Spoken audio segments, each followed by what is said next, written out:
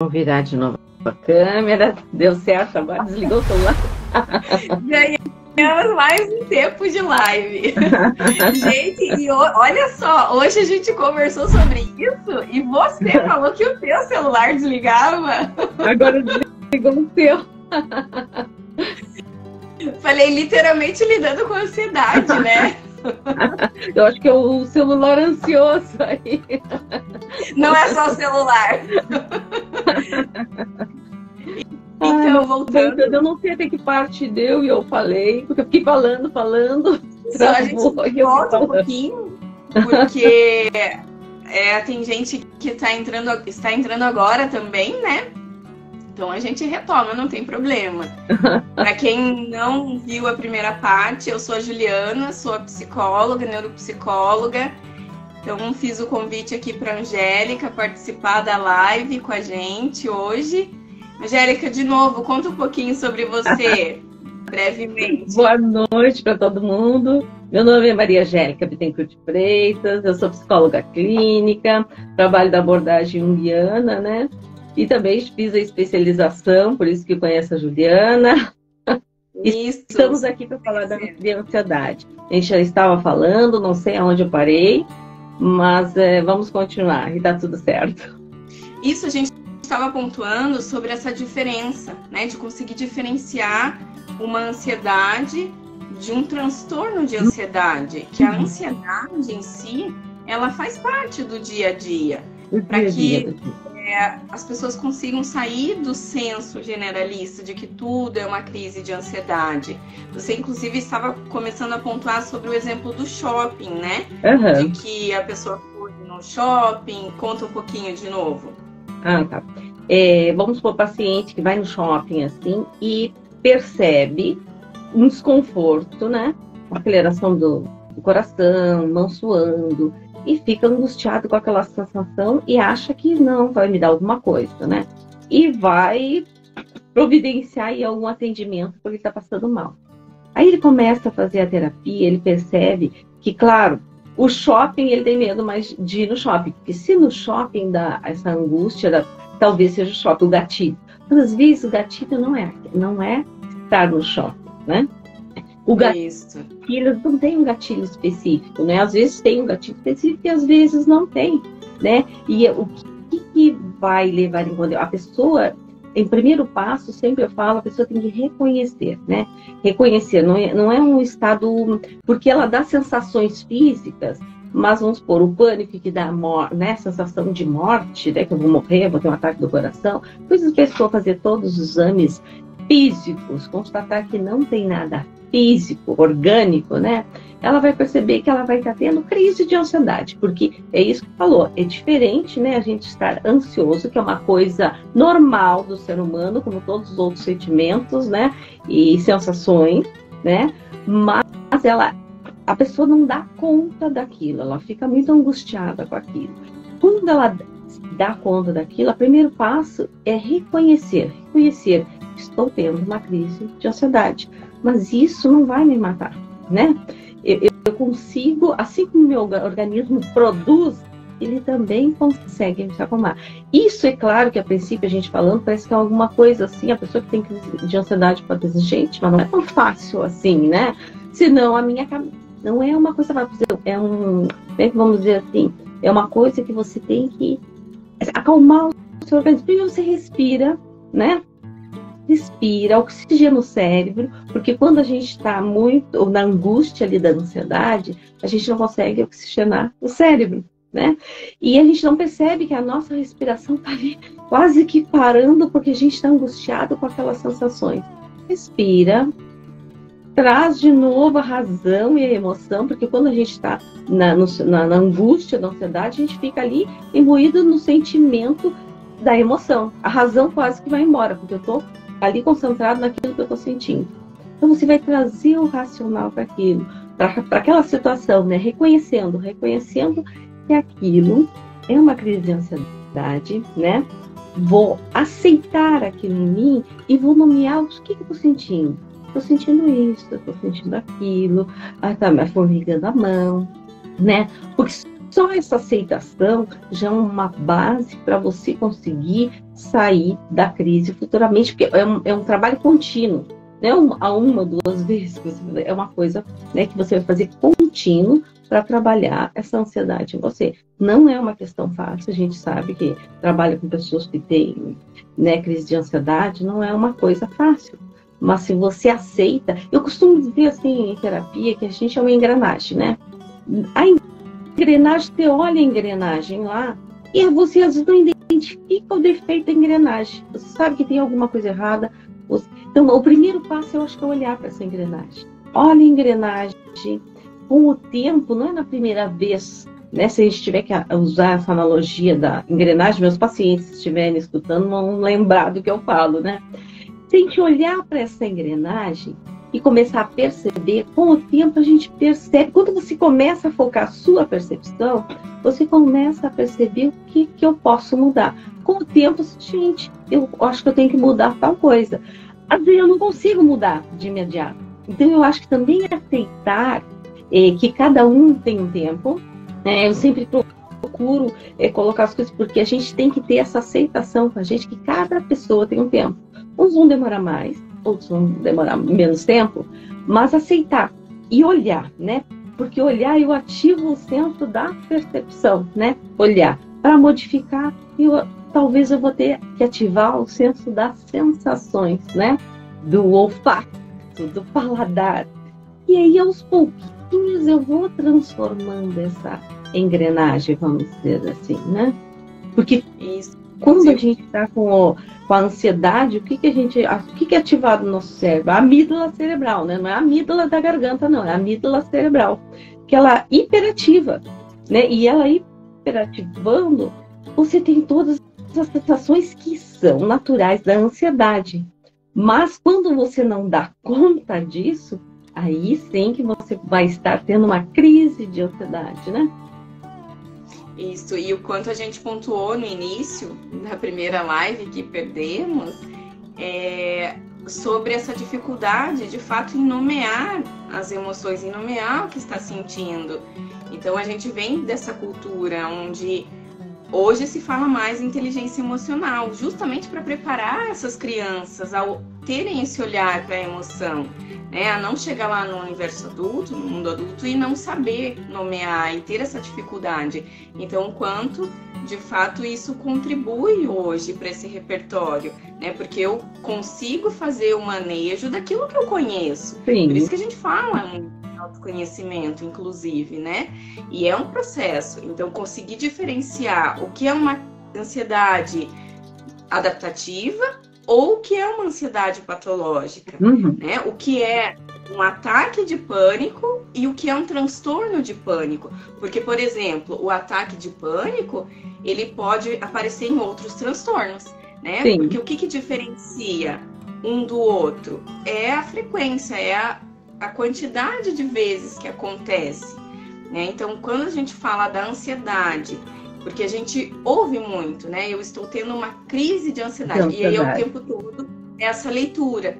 Então, conseguir diferenciar, bom, mas essa ansiedade é comum de uma apresentação, né? Essa ansiedade é comum deste evento. Então, é importante avaliar muito a situação também para conseguir diferenciar, né? E você trouxe esse exemplo do consultório, de colocar para perceber o ambiente como um todo, mas o que você pensa, o que você sente diante disso, e de que não necessariamente é o evento ali, aquele momento, mas que pode sim ser um gatilho, né? A gente trouxe também uma pontuação anterior da própria pandemia. Então, hoje, a gente colhe também as sequelas da pandemia, né? Por isso que teve um grande aumento ali de pessoas com ansiedade. O Brasil, ele se destaca, né, dos países ali como os mais ansiosos. E por quê? Então, como é que aconteceu a pandemia aqui pra gente e qual foi a consequência disso, emocional, psicológica, né? Então, você conseguir lidar com isso hoje também. O impacto que isso traz, né?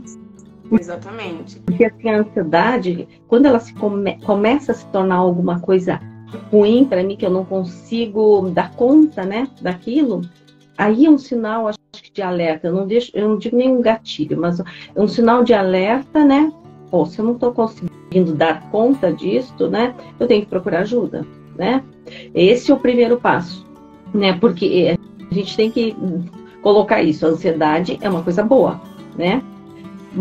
Ela serve, né, para fazer um movimento na gente, né? Para a gente resolver as nossas questões. Mas, claro, a gente vive num mundo, né, imediatista, que é tudo muito rápido, que é tudo anda muito rápido, os dias passam rápido, e a gente não pode perder isso, passar pela vida, porque senão a gente vai dizer, gente, a ansiedade traz isso, você vive muito mais no futuro do que no presente. Eu quero juntar dinheiro para fazer tal coisa, eu quero fazer não sei o que. A cabeça fica tão angustiada com tantas coisas, eu tenho que pagar a conta, ela vive no futuro, no futuro, no futuro. Quanto mais você vive no futuro, ou muito no passado, você não consegue, você tem que equilibrar isso, trazer presente. Deus já nos disse, ó, presente. A vida é um presente. E se é um presente, é para a gente viver esse presente aqui e agora. Né? Quando eu estou nessa situação, eu tenho que vivenciar essa situação. Como eu tinha falado anteriormente, se eu estou em casa brincando com meu filho, seja 10 minutos de qualidade, eu vou estar ali brincando com meu filho, né? Quando eu estou ali fazendo um almoço, mas eu estou ali, né? Para você ver que tem a técnica de Mindfulness, que ela trabalha bem isso, né? Aguçar os sentidos, né? Que traz isso. Tem pessoas que me relatam assim, da jeito que eu comecei a lavar louça, eu comecei a sentir a textura da água, né? E comecei a sentir que o prato, a xícara, você está ali fazendo aqui no momento. É claro que essa distração, porque a gente sabe que o cérebro, a gente não concentra, a gente está no local e a nossa mente voa, né? Pensando em outras coisas, assistindo uma palestra, né? A gente está ali, daqui a pouco a nossa mente voa. Não há problema que a nossa mente voa. Quando a gente está conectado, a nossa mente pode voar e a gente trazê-la de volta de novo. Então, ficar nessa oscilação é importante, porque quando você começa a trabalhar isso, você vai começar a perceber que você consegue, que é permitido sair do pensamento, mas trazer ele para o aqui e o agora. Então, acho que se a gente tiver que pensar nisso, é viver no presente. Trazer, quando a gente perceber que a gente está muito no futuro, traz um pouco. Eu falo assim que a gente vive, que é a polaridade, né? Nós vivemos, a gente tem que trazer tudo por a gente não pode nem pôr num lado, por exemplo, ter ódio e amor demais ou ódio demais. Tem que trazer para o centro, né? A ansiedade, a gente não pode ter ela ou de mais ou de menos. A gente tem que trazer para o centro, né? Então, quando a gente começa, eu acho que o ponto principal de tudo é a percepção, né? Quando eu começo a me perceber, gente, porque não adianta só o outro falar, né? Você é muito ansioso, né? E a gente perceber, né? O quanto a ansiedade, a gente começar a refletir, os ansiosos vão perceber o quanto eles vivem no futuro, então o quanto eles correm, e isso dá muita exaustão, tanto física como mental, né? Isso, a gente vem dessa cultura que você trouxe, da pontuação do imediatismo, da superprodutividade, então a idealização, inclusive, da própria procrastinação. Então, eu não me permito descansar, e eu ouço isso no próprio consultório. Eu, quando estou descansando, eu estou perdendo tempo. E aí é importante trazer essa reflexão, porque o quanto é esse perder tempo também? É necessário esses momentos de pausa. Eu falo, não é à toa que tem o intervalo, que tem o café, né, que tem esse período de férias também para o indivíduo, porque para justamente sair um pouco desse cenário, como você trouxe, automático, né? Então, essa sobrecarga que acaba acontecendo no cognitivo, né? Então, tende ali gerenciar o tempo, lidar com o estresse do dia a dia. Então, isso é importante avaliar também, porque o momento de descanso é efetivo. A gente até conversou um pouco sobre isso, de que a criatividade vem do ócio, né? Então,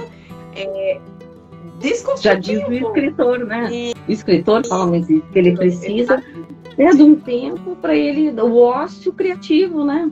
O pintor, né? Mas é que a gente está muito acostumado com a gente alia, né, o que é ser produtivo, né, e eficiente. Então, se eu tenho que ser eficiente, eu não posso descansar. Mas isso não é verdade. Para mim ser eficiente, eu tenho que descansar. Eu tenho que me permitir. Eu tenho pacientes também que relatam muito isso que você falou, assim, de eu não posso descansar, eu tenho que estudar para um concurso, eu tenho que fazer alguma coisa. Eu não consigo descansar, porque se eu não consigo parar, porque se eu ficar parado, parece que eu não estou fazendo nada, eu não posso não fazer nada. E a gente pode, eu digo isso, você pode não fazer nada. Você pode, você tem direito, né, de não fazer nada, de ficar, sei lá, 10 minutos sem fazer nada. É só olhando para o céu. Antigamente, acho que a gente trazia muito isso, né? Hoje, com a vida acelerada, isso se perdeu. Porque antigamente, vamos dizer, na minha época... Eu acho que na época dos meus pais, assim, você se permitia deitar, olhar os céus, contar estrela, começar a olhar as nuvens e imaginar bichinhos naquela nuvem. Você estava ali, naquele momento, naquele lugar, né? Hoje em dia, as pessoas não estão ali, não estão em lugar nenhum, né?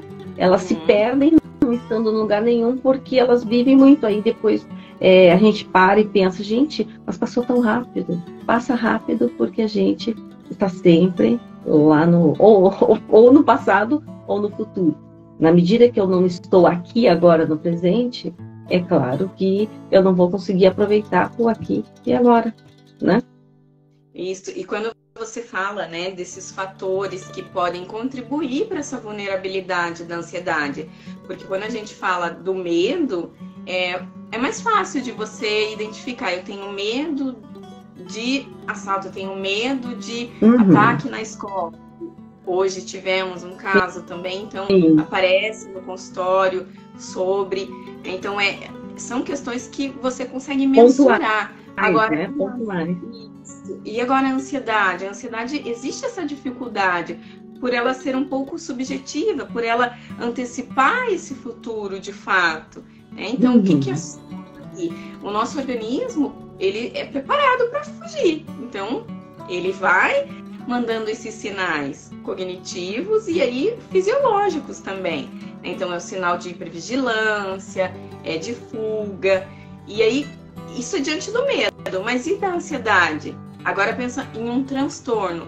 A gente fala de transtorno quando se trata dos prejuízos. Então, é importante avaliar, assim como a gente pontuou ali a diferença do ataque de pânico e do próprio transtorno de pânico, que é essa recorrência, né? Então, o ataque ele pode acontecer em outros transtornos, mas o transtorno em si é importante avaliar a frequência, a intensidade. Então, todos esses conceitos a gente considera no consultório, né? E a facilidade do indivíduo em perceber os sinais fisiológicos e já trazer, eu estou tendo crises de ansiedade.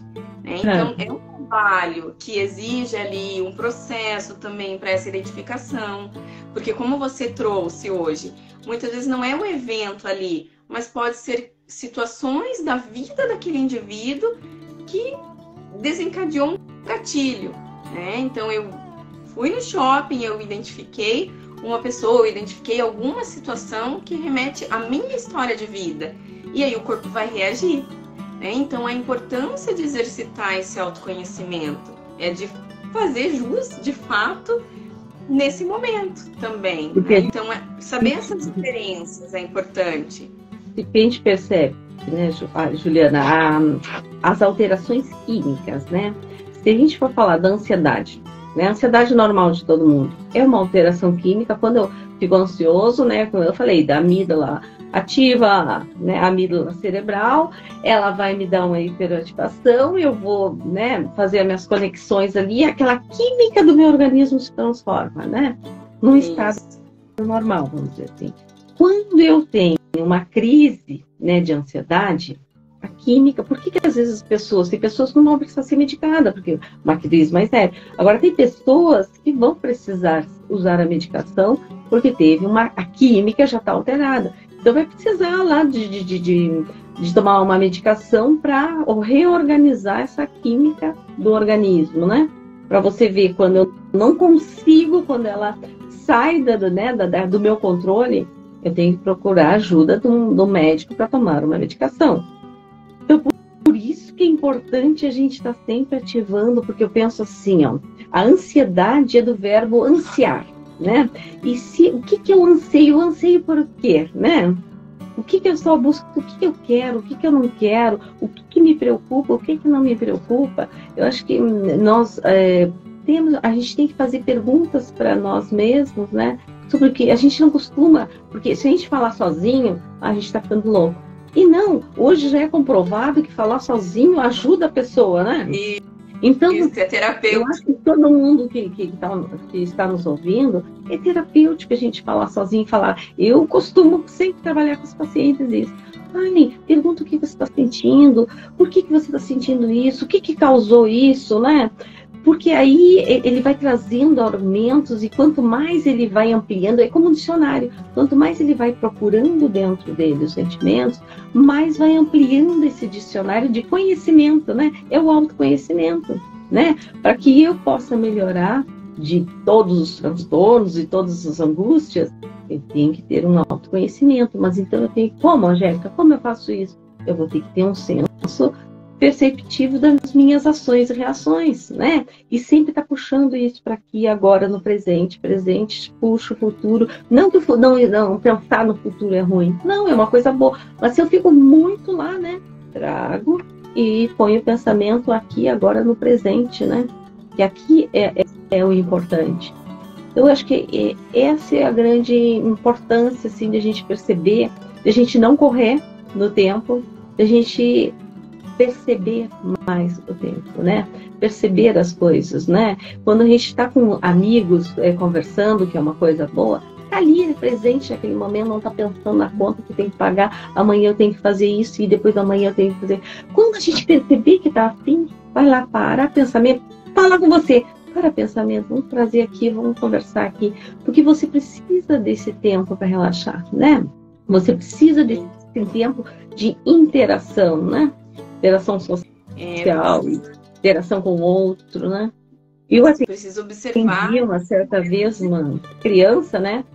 E eu sempre trabalhei com elas. Eu digo, você tem que falar para mim seus sentimentos, traga seus sentimentos. E um dia ela vai no consultório e entra a mãe lá junto para me conversar e ela olha para a mãe e diz, mãe, você não quer que eu fale aquilo? Mas a Angélica me disse que eu tenho que falar meus sentimentos, então eu vou falar tal coisa. Eu achei tão lindo aquilo, porque ela estava expressando o que ela sentia, né? Porque porque todo mundo vive dizendo, não, fale. A mãe tinha dito para ela, isso aí você não fala. Aí ela me disse, gente, mas eu tenho que falar porque eu tenho que expressar meus sentimentos. Então, olha que lindo, né? Uma criança, ela estava trabalhando os sentimentos dela. E que é a grande dificuldade de nós adultos trabalhar o sentimento. Porque a gente se permite amar, mas não se permite odiar. E o ódio está ali dentro da gente, né? E a gente não quer trabalhar com ele, a gente quer botar lá num baú e não olhar para ele. E a gente tem que perceber que a gente tem que trabalhar com ele, entrar em contato com ele, assim, né? E quando a gente fala dessas estratégias de ansiedade, a gente fala da distração cognitiva, né? Porque a gente tem que aguçar isso, né? Para distrair o cérebro daquilo que está nos angustiando, né? A gente chama até de aterramento, né? De aterramento, trazer para o aqui e agora. Então, se a gente olha como tem tudo a ver, se a gente vai falar dessa engrenagem dos sentidos, né? Que a gente tem que buscar nesse nosso desenvolvimento, né? Se a gente prestar atenção na criança, a gente começa a perceber que a gente não está mais se percebendo. Eu acho que nesse imediatismo, muitas vezes a internet, eu quero só tirar fotos felizes, e aí claro que ninguém vai postar algo chorando, né? Mas tá lá sempre fotos lindas, aí vai dando uma sensação que todo mundo é feliz, né? Aí você olha lá no Face, no Instagram, gente, como as pessoas são felizes, eu não sou feliz. Gente, mas que é isso? Eu sou diferente de todo mundo? As pessoas estão ali colocando seus momentos felizes, mas elas também têm angústias, né? E ansiedades, né? E eu acho que quando a gente começa a se debruçar e falar mais nessas questões, eu acho que as pessoas começam a prestar mais atenção, né? E eu acho que se enxergar mais, né? Se analisar mais, se autoanalisar, né? E fazer esses questionamentos. Os questionamentos eu acho que são muito importantes para que você chegue, né, a saber aquilo que você está sentindo, que é você dando um carinho. Eu sempre digo, se acolha, você tem que acolher você, né? Para você gostar de você, você tem que se acolher, você tem que saber o que você está sentindo, né? E às vezes, é claro que é difícil, você pergunta, o que você está sentindo?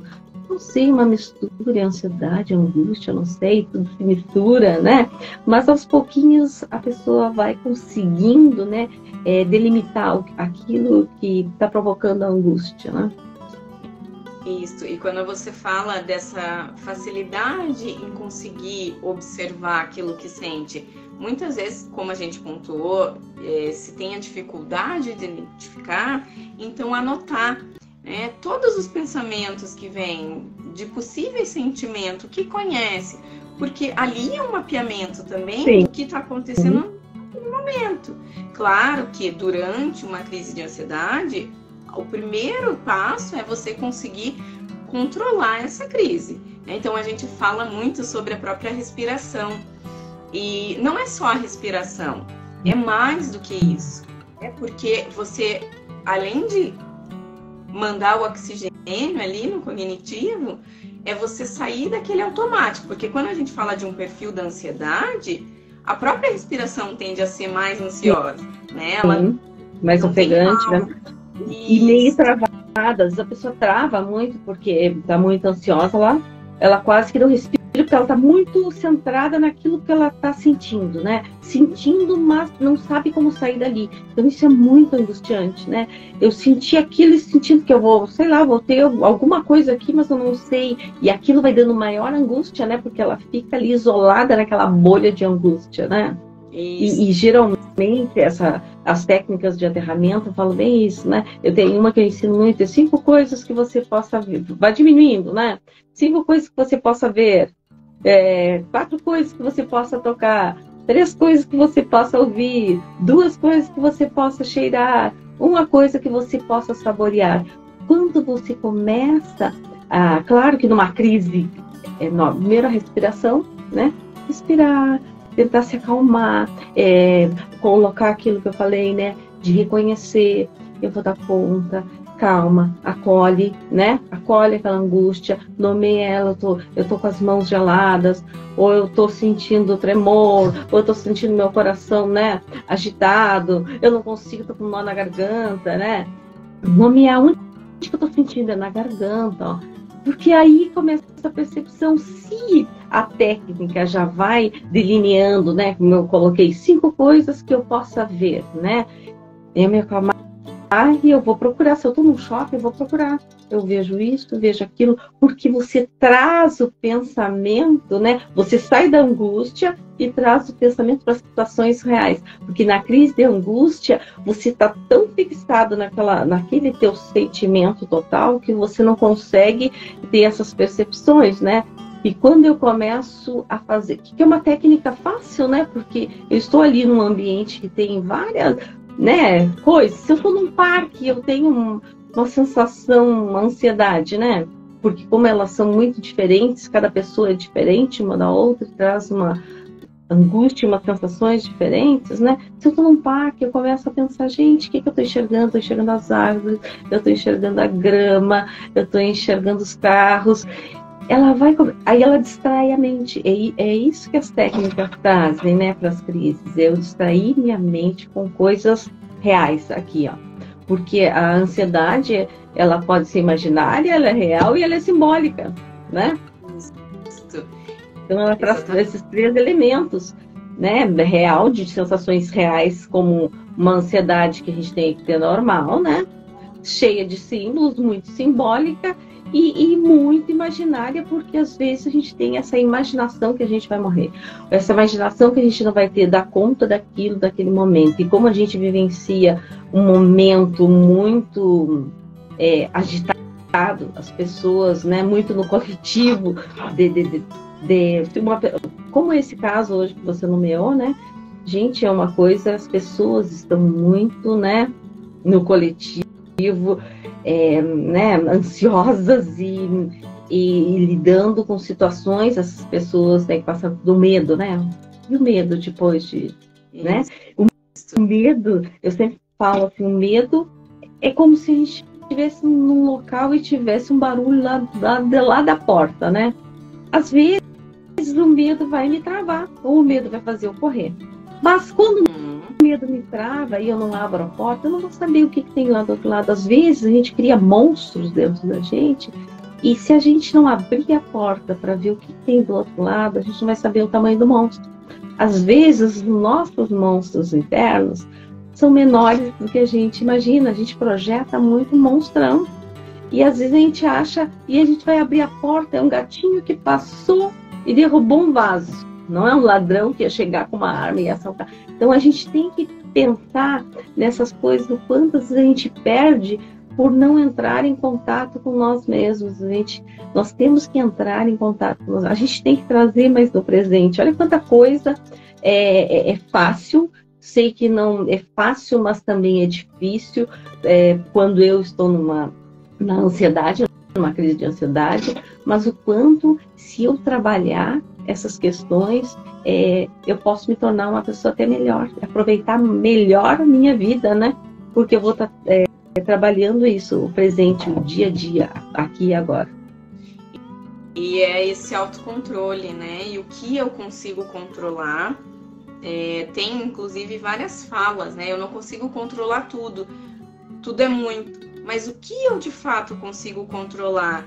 Então, quando você fala desse distrair, é você trazer a atenção, é você tentar conduzir a tua atenção para além daqueles sintomas.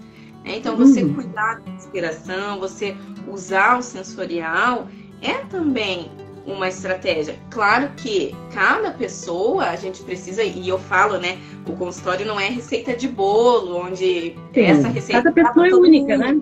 Não, a gente vai construindo junto com aquele paciente o que de fato faz sentido, o que aconteceu ali, né, pra gente ir construindo ali estratégias efetivas.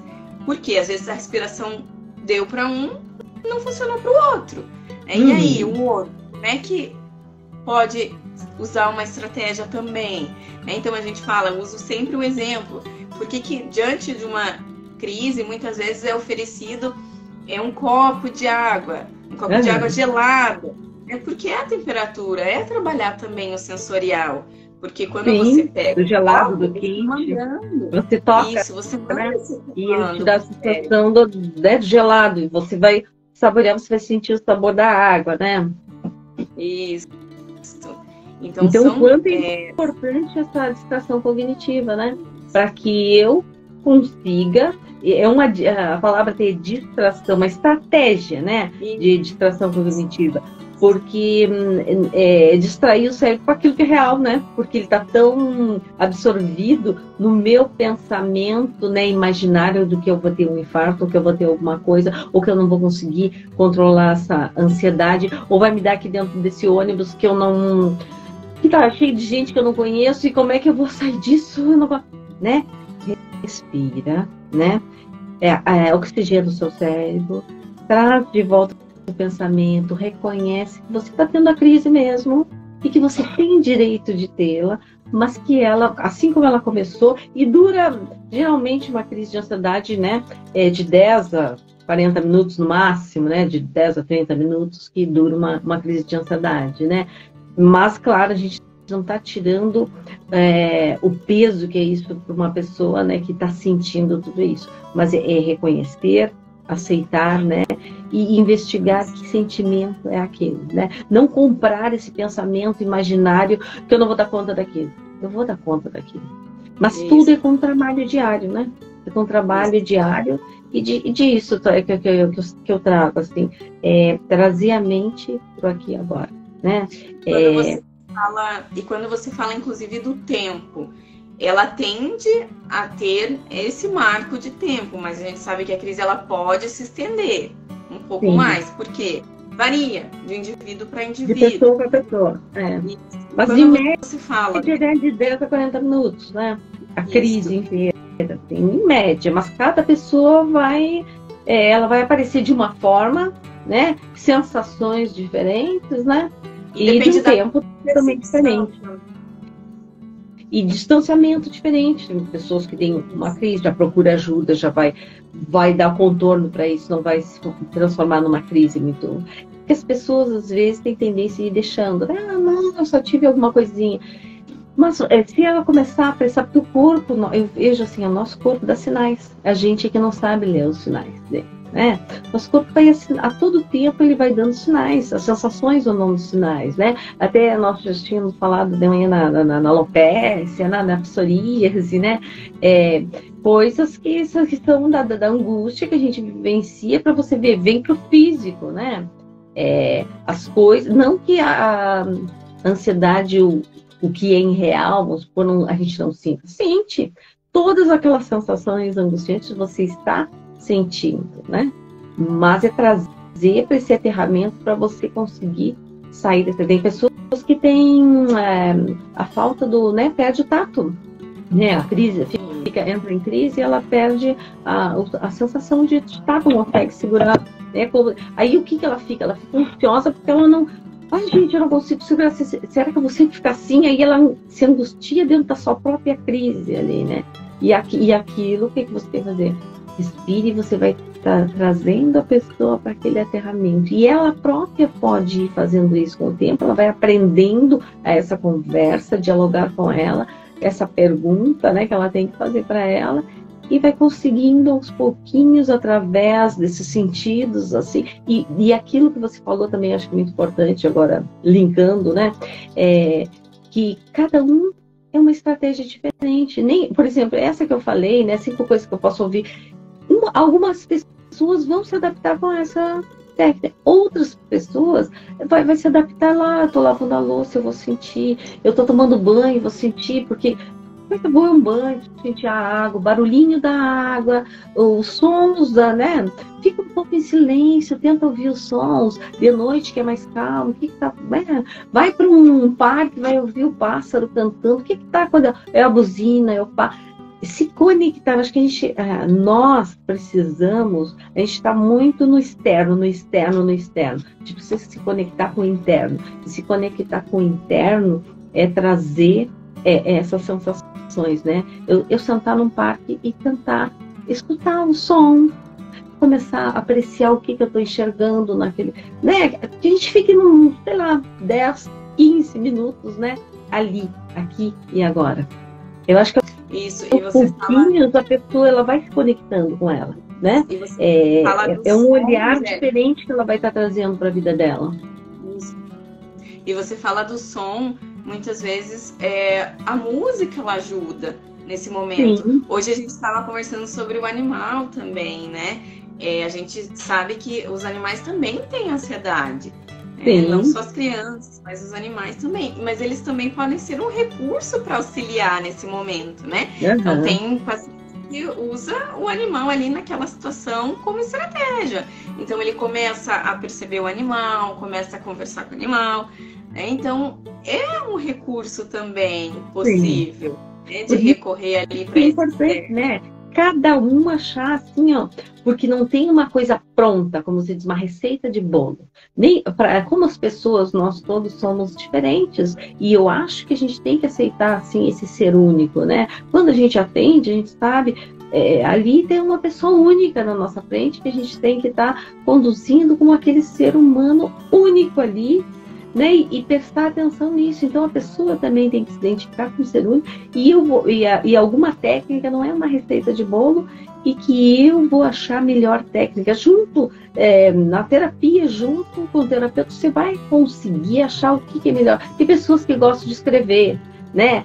Escreva lá seus sentimentos. Tem pessoas que têm essa facilidade, tem pessoas que não gostam. Eu não gosto do jeito de escrever. Vai sentir de outra forma, vai lá, então vai no teu banho, vai sentir. Vai para um bairro, eu gosto de natureza, vai para um parque. Então a gente vai trabalhando e vai percebendo junto com aquele paciente o que é melhor para ele. E ele vai auxiliar, não é a gente que vai dizer. É o paciente que vai trazendo aquilo que é melhor para ele, que a gente vai conduzindo. E isso é que é importante, esse olhar, né? Porque é diferente, cada um é diferente do outro, e cada um vai ter a sua técnica, né? Para poder se reconectar. Eu digo que se reconectar com a própria vida, né? Isso. Então, quando você fala, inclusive, de quais os fatores que podem contribuir para essa ansiedade, né? A gente fala que o fator, ele é multifatorial, de fato. Porque pode ser genética, vem lá dos pais, né? Pode ser da forma da criação, do estilo parental dos pais com essa criança. Pode ser também dos padrões que esse indivíduo tem elevados, do nível de perfeccionismo também, que tem essa autocobrança mais excessiva, essa dificuldade em tolerar a incerteza, né? Então, tudo eu tenho que ter ali definido. E aí, quando sai, o que acontece, né? Então, como é que eu reajo diante dessas variáveis, né? Então, são fatores importantes para que você possa olhar ali uma aversão ao risco. Então, eu preciso sempre me colocar nessa condição segura. Nós somos seres humanos, então entramos em contato com a vulnerabilidade. Sim. Então, como é que eu reajo diante dessa fragilidade em ser humana, de fato? Né? Então, quando a gente fala de situações externas que impactam ali no interno, é um momento que eu preciso identificar, porque aí o autoconhecimento permite esse olhar, né? Onde eu consigo fazer essas identificações. O que aqui são possíveis gatilhos, o que tem relação aqui com a minha história e o que vai além, né? Então, quando a gente fala da ansiedade, hoje a gente tem um senso muito comum ali de sinais, de sintomas, mas é importante avaliar para além, né? O que ela está querendo dizer ali daquele indivíduo, né? Essas questões, às vezes, os pacientes trazem assim, né? Essa pressa de viver, né? Eu tenho paciente que ele diz bem claramente assim que agora ele está tomando ciência de si, né? Porque ele passou correndo pela vida.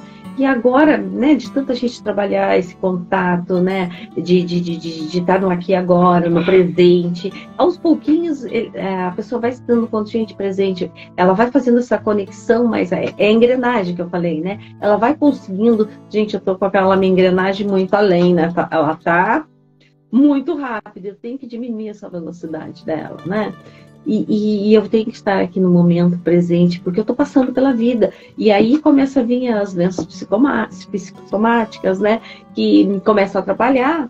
E aí ela tem que começar a tomar medicação, aí ela toma remédio disso, ela toma para ansiedade, ela toma remédio para essas questões mais físicas, como colesterol. Aí ela vai se medicando, ela vê, gente, o que eu estou fazendo com a minha vida, né?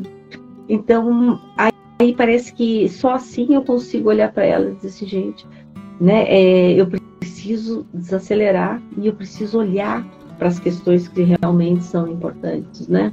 Que é o aqui e agora, né?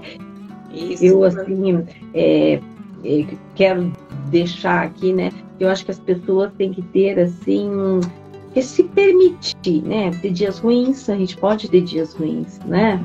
A gente pode errar, né? A gente às vezes é tão, né? A gente tem que ser assim. A gente não é uma caixa que tem medidas e que tem que ficar. Todo mundo é quadrado. Todo mundo é quadrado. Tem uns redondos, tem uns oval, né? Nós somos pessoas diferentes. Cada um é de um jeito. Então a gente tem que se permitir errar. A gente tem que se permitir ter dias ruins. A gente tem que se permitir descansar, né? Ter dias lá, como a gente falou, de ócio. A gente tem que se permitir mudar de ideia quando a gente precisa mudar de ideia, né? Nem sempre ter sempre a razão. Ter paciência com nós mesmos, eu acho, com o outro, mas eu acho que o mais importante, né, é comigo mesmo, né? Ter paciência, porque a cura, eu acho que a cura tá aí, né? Nesse olhar, né? A cura é um processo e tá nesse olhar que eu vou, né, voltar para mim, né? Isso, e conseguir fazer esse manejo é importante. Sim. Porque quando a gente fala de lidar com o sentimento, de lidar com a emoção, e olhar para elas, esse passo, é um passo de cada vez. Inclusive é um contexto, né, para a própria ansiedade, um dia de cada vez, um passo de cada vez. justamente para tirar desse automático, desse olhar o todo, o tempo todo, de fato, né? E a ansiedade traz muito esse pensamento ruminante, né? Esse pensamento persecutório, né? E hoje em dia a gente fala tanto, né? Que a gente tem que ter uma boa alimentação, né? A gente não fala isso, a gente tem que ter uma boa alimentação para estar mais saudável. E a alimentação do cérebro? Eu sempre pergunto assim, você que alimentou seu cérebro hoje de quê, né? Porque a gente tem que ter uma boa alimentação do cérebro. E alimentar o cérebro é trazer coisas boas para a nossa vida, né? Para o nosso cérebro, né? Porque se a gente trouxer só pensamentos ruins, ruminantes e ruins, a gente não vai ter qualidade. Agora, a gente tem que também melhorar essa forma de pensamento, né? Quando perceber que está muito negativo, eu vou trazer alguma coisa positiva, eu vou ver o que tem de positivo, e sempre tem de positivo ali para a gente trazer para a gente, né? Então, não ficar fixado e não se dar conta que a gente também tem que fazer essa dieta, né, mental, né? Trazer esse bom alimento para o cérebro, né? Que são nossos pensamentos. E você falou dessa higiene mesmo mental, porque o que a gente consome, com que frequência a gente consome, né? Também quando a gente vê os estudos, com a velocidade das redes sociais, a gente também tem um aumento ali de depressão, de ansiedade, por conta da pontuação que você fez, né? Então, que conteúdo eu estou consumindo e qual que é o nível desse conteúdo?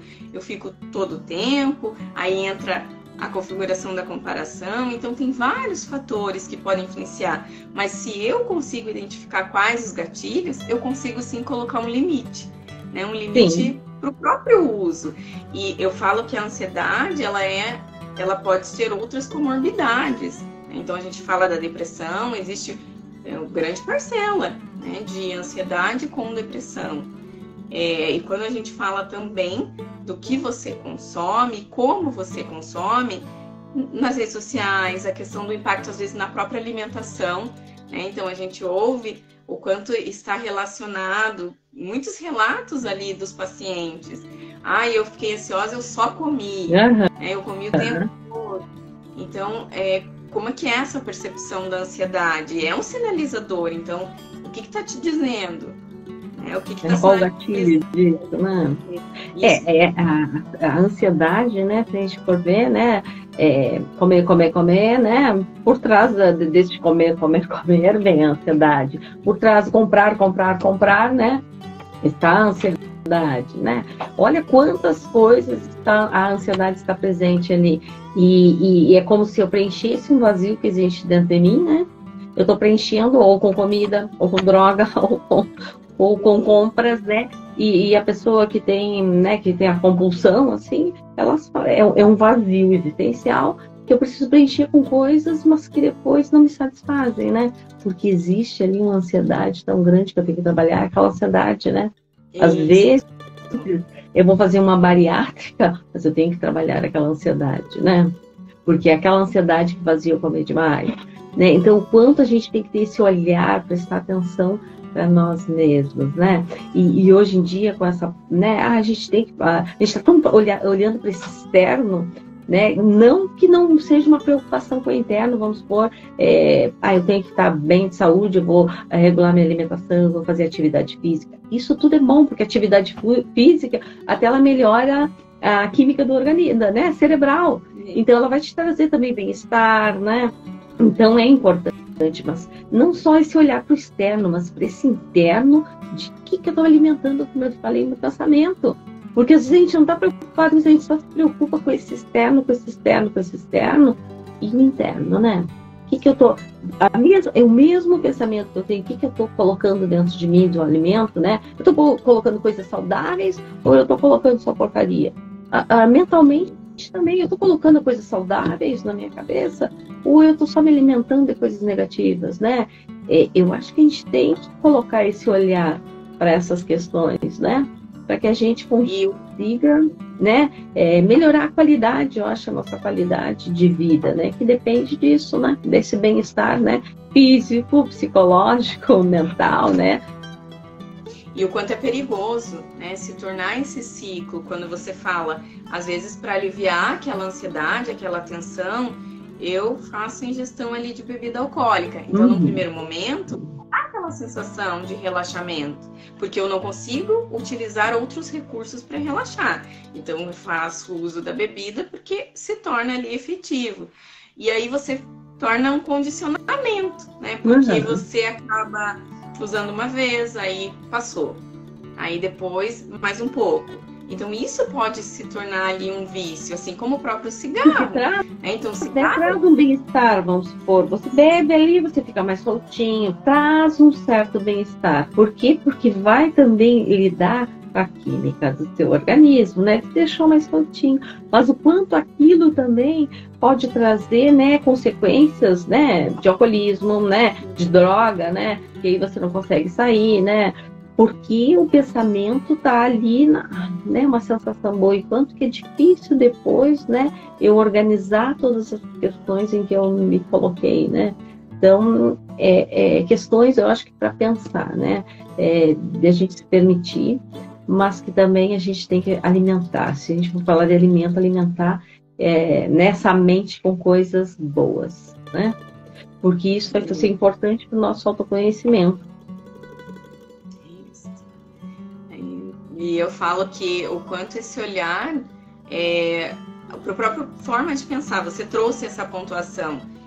Às vezes recebe um amigo, nossa, eu vi que você anda preocupado demais. Opa, então, porque é um excesso de preocupação, né? Então, o outro está sinalizando ali também, às vezes no trabalho, acabo somatizando demais, como você trouxe. Então, faltas.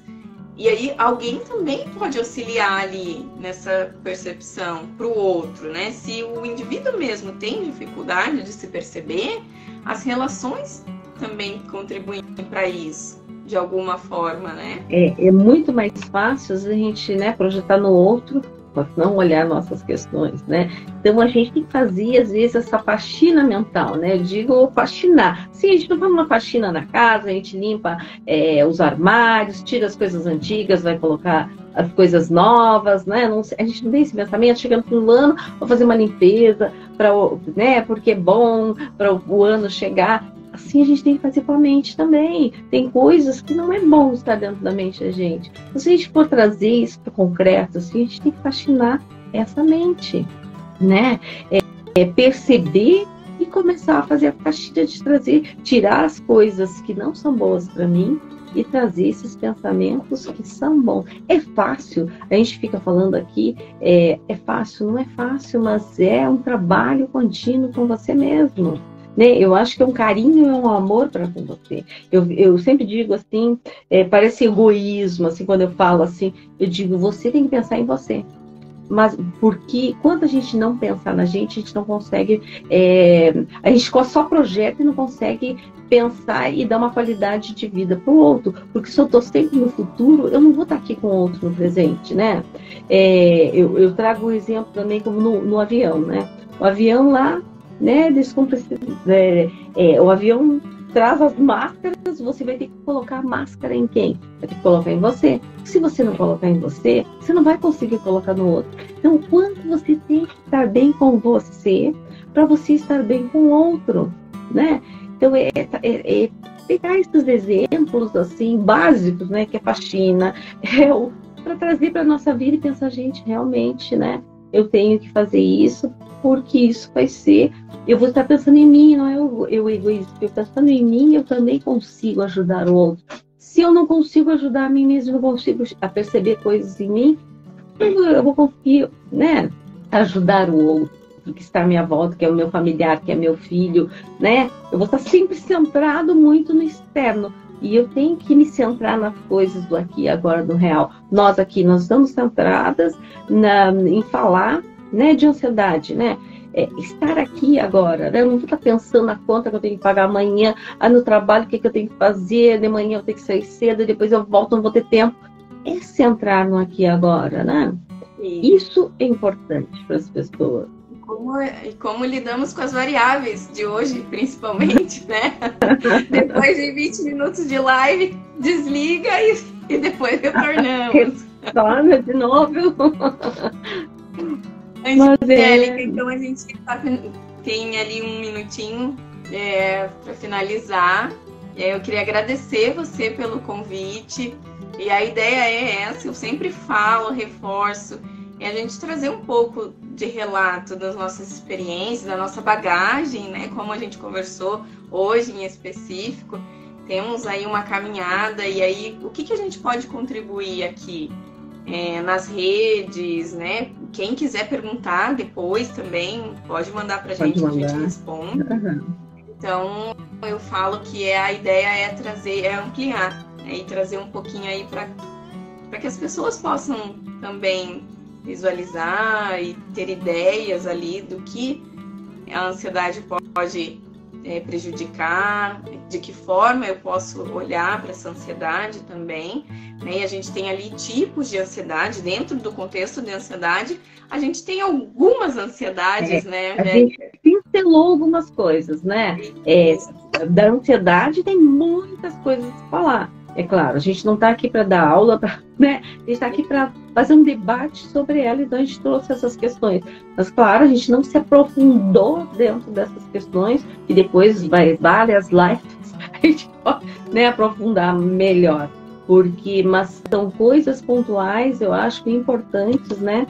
Eu que agradeço você pelo convite, assim, de sugerir o assunto, e aí eu me identificar com ele, dizendo, gente, é um assunto bem atual, coisas que eu estou vivenciando no consultório, né, com os pacientes, então é importante esse assunto, porque eu acho que quanto mais a gente fala, né, eu acho que abre ali um sininho na pessoa, gente, eu acho que é um caminho, né, alguma coisa do que a gente falou, acho que dá uma pontuação, né, porque a pessoa, né, consiga perceber, gente, realmente eu estou muito lá no futuro, eu tenho que estar aqui no presente. Algumas coisas podem ser identificadas, né? E isso já é importante para que aquela pessoa vá mudando, vá fazendo essa faxina, né?